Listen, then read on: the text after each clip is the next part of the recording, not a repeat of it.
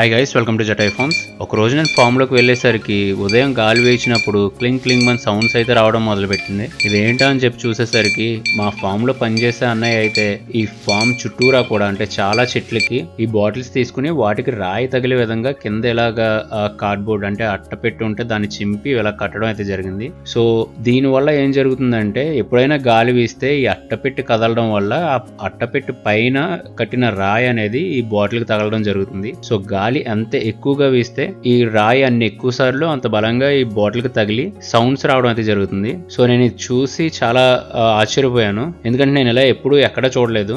So నా form లో పనిచేయడానికి ఒక అన్నయ్య గోకవరం సైడ్ అంటే రంపచోడవరం అటు సైడ్ నుంచి రావడం జరిగింది. సో తను ఇలా కట్టాడు. ఎందుకని నేను అడిగితే తను నాకు చెప్పింది ఏంటంటే నా ఫామ్ లో పర్టికులర్ గా ఎలకలు, పెద్ద పెద్ద పందికొక్కులు, అలాగే బావురు పిల్లులు, ఇవి నార్మల్ గా మన ఇంట్లో తిరిగే పిల్లలు కాదనమాట. ఇవి మాక్సిమం చెట్ల మీద తిరుగుతూ ఉంటాయి, అలాగే కోళ్ళు నాటిని తింటూ ఉంటాయి. సో వీటి ప్రాబ్లం కూడా నా ఫామ్ లో బాగా ఎక్కువగా ఉండేది. ఫస్ట్ లో అంత ఎక్కువగా లేకపోయినా తర్వాత మేము ఫీడ్ వేస్తూ ఉండడం మొదలు పెట్టిన తర్వాత, అంటే ఒకసారి ఈ ఫామ్ షిఫ్ట్ అయిన తర్వాత ఫస్ట్ లో మాకు పెద్దగా ఈ ఎలకలు, పందికొక్కులతో పెద్ద ప్రాబ్లం ఏమి ఉండేది కాదు, అలాగే ఈ బారు పిల్లలతో కూడా పెద్ద ఇబ్బంది ఉండేది కాదు. బట్ ఎప్పుడైతే మేము ఫీడ్ అయ్యి వేయడం మొదలు పెట్టాం, బయట కోళ్ళకి ఫీడ్ అయ్యి వేస్తూ ఉంటే అవి ఫీడ్ ఉండిపోతూ ఉండేది అనమాట, మిగిలిపోతూ ఉండేది ఆ ఫీడ్. సో ఆ మిగిలిపోయిన ఫీడ్ కోసం ఈ ఎలకలు, పందికొక్కులు అవి ఇక్కడికి రావడం మొదలు పెట్టినాయి. వచ్చి ఇక్కడే మొత్తం భూమిలో కన్నాలు అవి పెట్టేసి వాటి పిల్లలను అవి పెట్టి బాగా ఎక్కువ పెరిగిపోవడం అయితే జరిగినాయి. సో వాటిని మాకు ఎలా ఆపాలో కూడా అర్థమయ్యేది కాదు, ఎందుకంటే మేము పిల్లల్ని తెచ్చిన తర్వాత ఫస్ట్ డే నుంచి మేము ఇంచుమించు 3 months వచ్చిన పిల్లల్ని కూడా అవి తినేస్తుండే అనమాట. పెద్ద పెద్ద పందికొక్కులు లాంటివి 3 months పిల్లలని కూడా పట్టుకుపోతుండే. మాకు చాలా ఇబ్బందిగా ఉండేది, అది ఎలా చేయాలి ఏంటని చెప్పి నాకు అర్థమయ్యేది కాదు. బట్ ఈ అన్నయ్య వచ్చిన తర్వాత మనకి ఇబ్బంది ఉంది, జాగ్రత్తగా చూసుకోండి అని నేను చెప్పిన తర్వాత తను ఎలా అయితే ఇవి తయారు చేయడం మొదలు పెట్టాడు. ఇవి తయారు చేసిన తర్వాత ఏమైందంటే ఇక్కడ చాలా చెట్లకి అయితే మాత్రం ఇలా కట్టడం జరిగింది, చాలా చెట్లు కట్టాడు. సో దీని వల్ల ఏంటంటే గాలి వేసినప్పుడు కానీ లేకపోతే నైట్ టైం కూడా మనకి గాలి వేసినప్పుడు వాటి వల్ల ఈ సౌండ్స్ రావడం ఉండడం వల్ల పిల్లి కానీ ఏదైనా ఒకవేళ వచ్చినా గానీ ఈ సౌండ్స్ కి భయపడి పారిపోతూ ఉండేదన్నమాట. అలాగే ఎలకలు, పందికొక్కులు అటువంటి యాక్చువల్ గా నార్మల్ గా మేము మార్నింగ్ టైంలో కూడా అవి వచ్చి తినడం అవి మేము చాలా సార్లు చూసాం. బట్ ఇవి కట్టిన తర్వాత అసలు అవి కనబడమే మానేసినాయి మాక్సిమం, ఎందుకంటే ఈ సౌండ్స్ కి భయపడుతూ బయటకు వచ్చే కాదు. అలాగే చాలా వరకు రిడ్యూస్ అయిపోయినాయి. ఈ ఎలకలు అవి కూడా చాలా తగ్గిపోయినాయి. అలాగే బావురు పిల్లలు అవి కూడా ఎప్పుడో వచ్చేది ఒకసారైనా కానీ వచ్చినాయి అంటే ఖచ్చితంగా 2-3 వాటిని చంపేసి 2-3 పెట్టలని, పెద్ద పెద్ద పెట్టలని చంపేసి.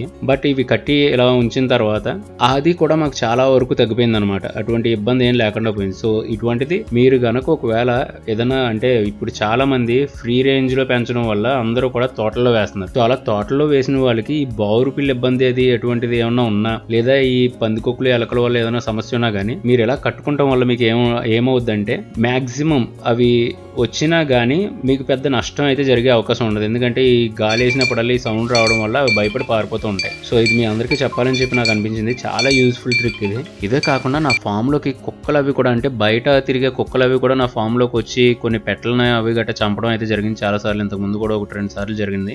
ఈ కుక్కలతో ప్రాబ్లం ఏంటంటే వచ్చినప్పుడు ఏదో ఒక పెట్టను చంపుకుని తినేసి వెళ్ళిపోతే ప్రాబ్లం ఉండదు. బట్ ఇది ఏం చేస్తుంది అంటే ఒక పెట్టను చంపుకుని కడుపు నిండా తినేసిన తర్వాత దానికి చేతికి దొరికిన పెట్టనల్లా చంపేస్తూ ఉంటది. మాక్సిమం ఎన్ని పెట్టలు దొరికితే అన్నిటిని కూడా చంపేసి జస్ట్ అలా చంపేసి పాడేసి వెళ్ళిపోతూ ఉంటది అనమాట. అలా నాకు ఇంచుమించు ఒకసారి అయితే నాకు మాక్సిమం 10 పెట్టల వరకు అయితే చంపేయడం జరిగింది. సో ఇలా ఏ కుక్క అన్నా కానీ ఫామ్ లోకి వచ్చిందంటే మనకు చాలా నష్టం జరుగుతుంది. సో ఈ అన్నయ్య చెప్పిన ప్రకారం ఏంటంటే అటువంటి కుక్కలు వచ్చినప్పుడైనా కానీ గాలి కొంచెం ఎక్కువ ఇచ్చినప్పుడు ఈ సౌండ్స్ కి భయపడి పారిపోతాయి అనమాట. ఎక్కువ నష్టం జరిగే అవకాశం ఉండదు. ఈ పందికొక్కులు, ఎలకలు, పిల్లులు, కుక్కల వల్ల వచ్చే నష్టాన్ని తగ్గించడానికి, అలాగే అవి మన ఫామ్ లోకి ఎక్కువ రాకుండా ఉండడానికి ఏం చేయాలని చెప్పేసి నేను చాలా మందితో డిస్కస్ చేయడం అయితే జరిగింది. చాలా మంది ఫామ్ వాళ్ళతో నేను మాట్లాడడం కూడా జరిగింది. బట్ అందరూ నాకు చెప్పింది ఏంటంటే మనం చేయగలిగింది ఏం లేదు, అయితే ఎలకల మందు పెట్టడం లేకపోతే ఏదైనా మందు కలిపి పెట్టడం ఇటువంటివి చెప్పారు. బట్ వాటిలో కూడా చాలా రిస్క్ ఉందన్నమాట, ఎందుకంటే మనం ఎలకల మందు పెట్టినా ఏం పెట్టినా గానీ అవి ఒకవేళ కోళ్లు తిన్నా కోళ్ళకి చాలా ప్రమాదం. ఒకవేళ చనిపోయిన ఎలకల కోళ్లు తిన్నా గానీ అది చాలా ప్రమాదం అనమాట.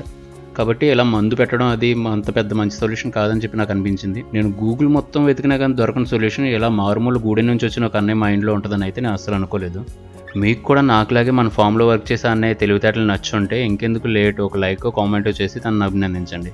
అలాగే మీకు తెలిసిన ఫామ్స్లో వాళ్ళు ఎవరైనా నాకులాగే ఎలకలు, పందికొక్కులు, బావురు పిల్లలతో ఇబ్బంది ఫేస్ చేస్తూ ఉంటే ఈ వీడియోని వాళ్ళకి షేర్ చేయడం ద్వారా చాలా హెల్ప్ చేసిన వాళ్ళు అవుతారు.